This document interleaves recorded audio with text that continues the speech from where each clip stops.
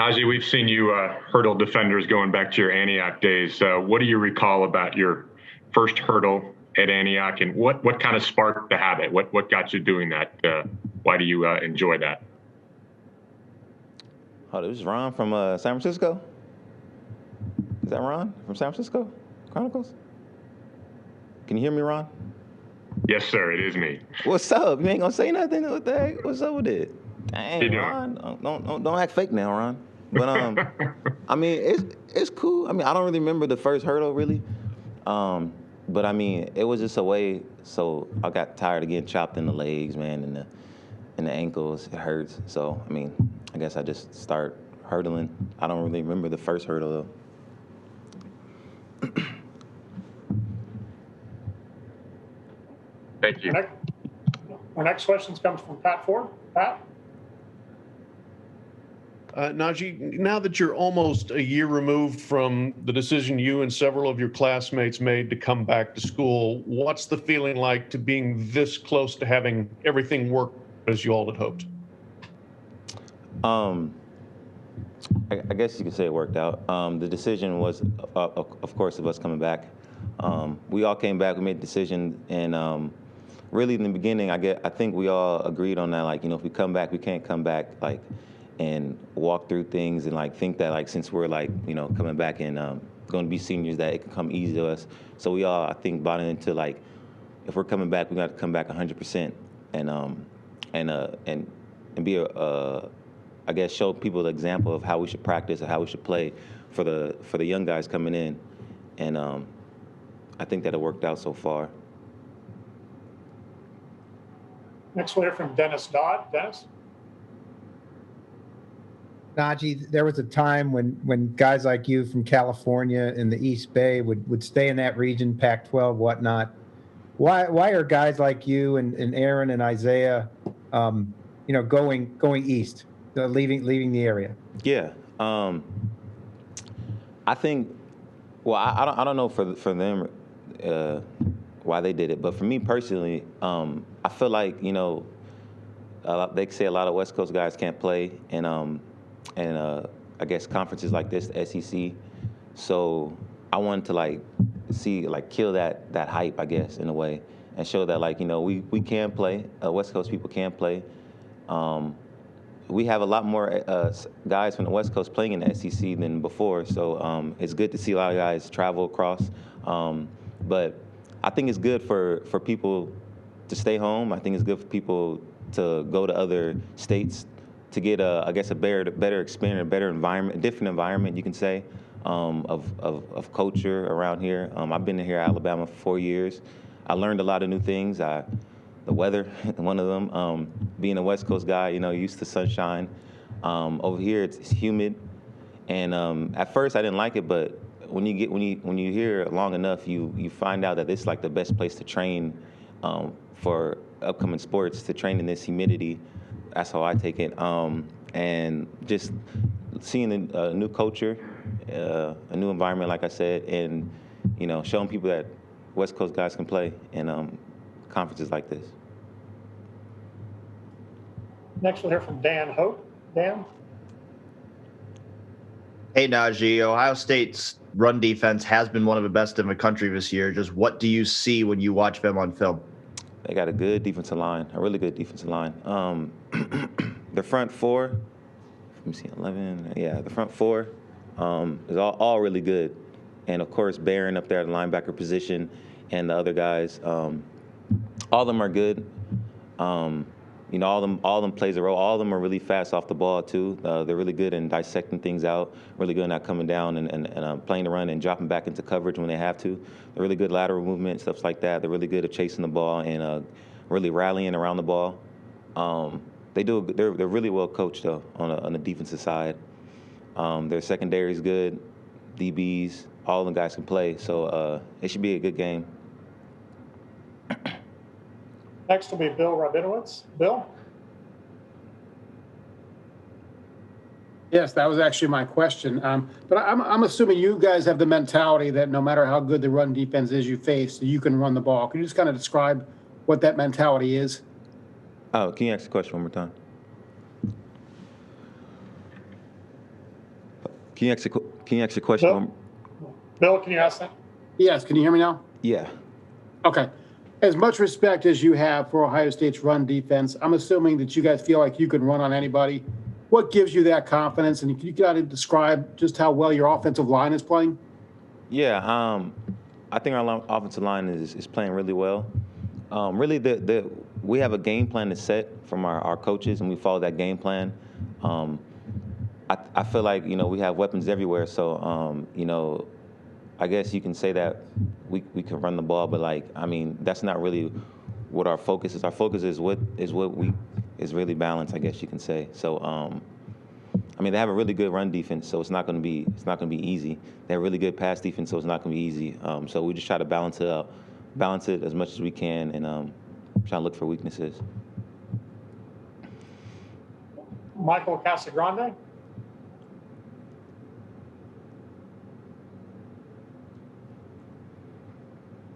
Hey, Najee. Just wondering, what do you hope the legacy of this team will be?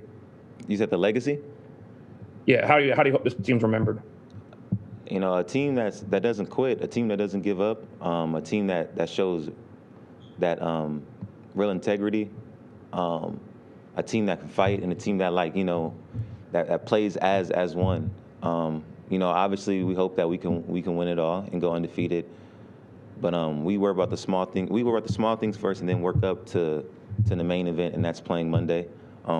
Right now we're just worrying about practicing, getting to the game on Monday, and then from there we can just, like I said, we hope to be victorious and be another undefeated team. But like I said, we just worry about the small things first to build up to Monday, and then hopefully Monday's outcome will be victorious. Next will be Ben Hall. Ben?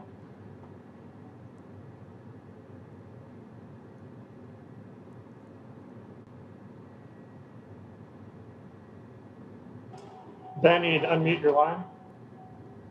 Can you hear me? Yeah. Yes.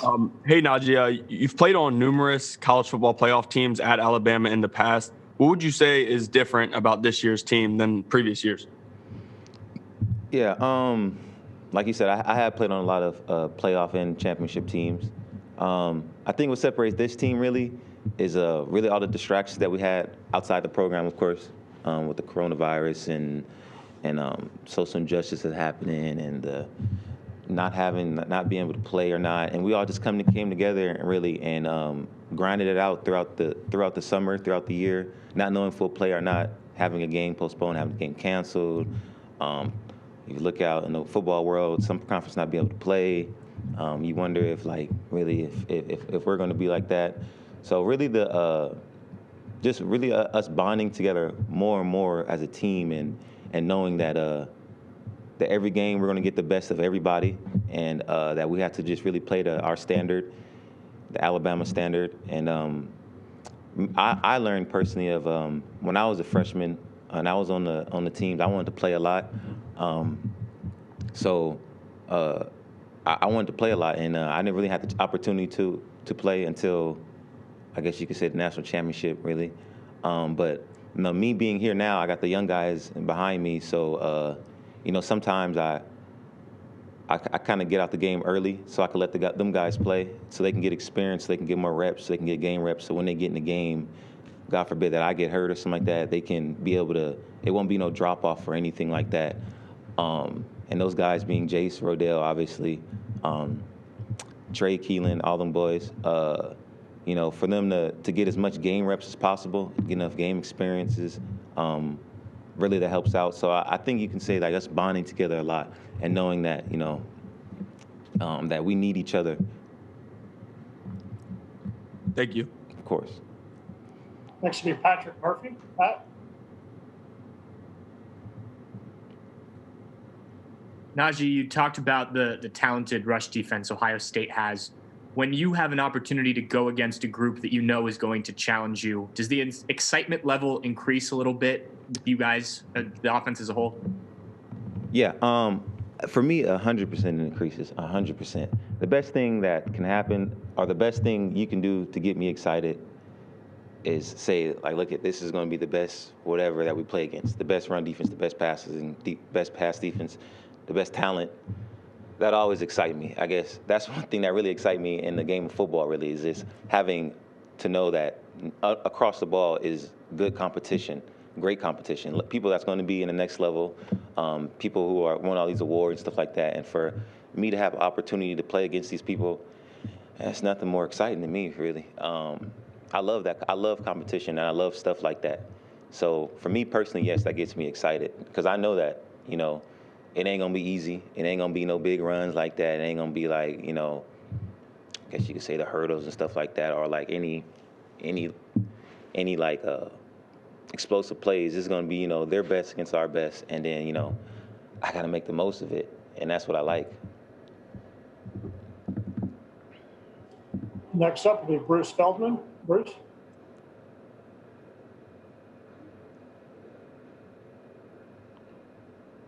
Sorry. This past offseason, Alabama had a big change in philosophy in the strength and conditioning program, and obviously some staff changes there. How did you think that change happened for you as a student athlete in terms of what they did, in terms of how you train, but also how have you seen it help you on the field this year? Yeah. So obviously the Coach Cock left us to go to Georgia. He you know, it was his time, I guess. Here was up. Shout out to Coach Cock. He was a great mentor for me for the years that he'd been here, mentoring me. But we got in Dr. Ray and Dr. Ballou, and we got in Dr. Ray and Coach Ballou, and they came in here and they brought in different things that they had with the program that was out. Like you said, the velocity things, measuring how explosive you are, different type of workouts to complement the athlete that needs to get worked on that specific thing. For me, it was a lot of speed and explosiveness, agility, you can say. I worked with Dr. Ray a lot on that, still to this day. He helped me out a lot, though. Still, like I said, still to this day. He has a workout specifically for that athlete, and that's what you need because not athletes are the same. So you need a program that will help that athlete and what he needs to improve on, and that's what they do a good job of finding out. They know all their players, so they know that, okay, this person needs that, this person needs that. So that helped out all of us really this whole off season, and you know, us having a short off season. There was no spring practice, right? There's no spring practice. Hey, Josh, there was no spring practice, right? Obviously, right? Am I tripping? There was no spring practice. Yeah. So us being those spring practices, we didn't really get to see their whole program, but the little stuff they had, it helped out us a lot. So I'm excited for what they have next year for other guys to see what else they have to provide to better the athlete.